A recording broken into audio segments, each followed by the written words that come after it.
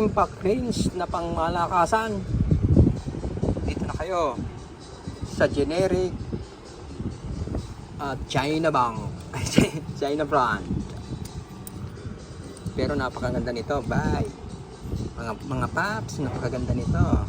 Pwede siyang pang hold up to 22 mm. Trinay ko na yan sa aking click. Easy lang tagalin, pati yung sa gulong. Kapag gusto mo namang mag-tech screw, may adapter yan. Ayan, papasok mo lang dyan, adapter na.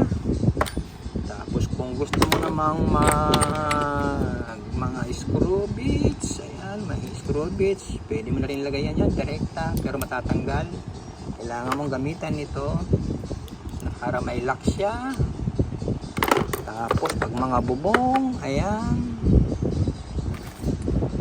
parehas lang ang size. Pag sa bubong, yung size to, size 8. Pwede mo siyang gamitin din pang ordinaryong barena. Lalagyan mo lang ng chuck na ganito. Kompleto na, wala ka nang hahanapin. Ginamitan ko to ng malaking talim. Kailangan pag malaking talim, kailangan naka slow mode tayo. Pero pag ayun, naka slow mode, ay high mode yan. Ayun, slow mode, ayun.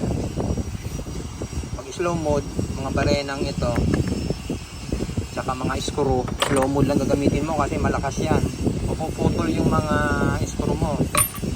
Ngayon, kung gagamit ka naman ng mga bolts katulad nito, 19. Try nga natin 19 kung malakas.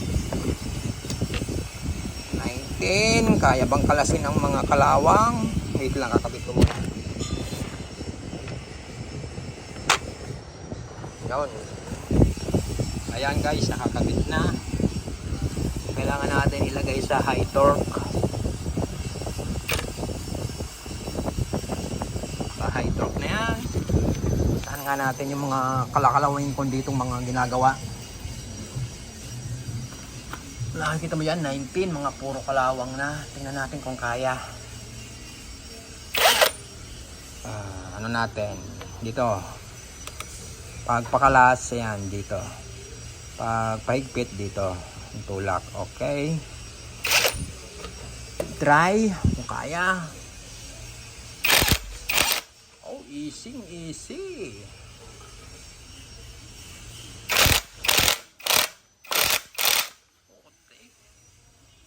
Easy. Kaya madali ang trabaho na kain. Dito na kayo sa ating brand na to. Thank you for watching guys. I love you sa lahat.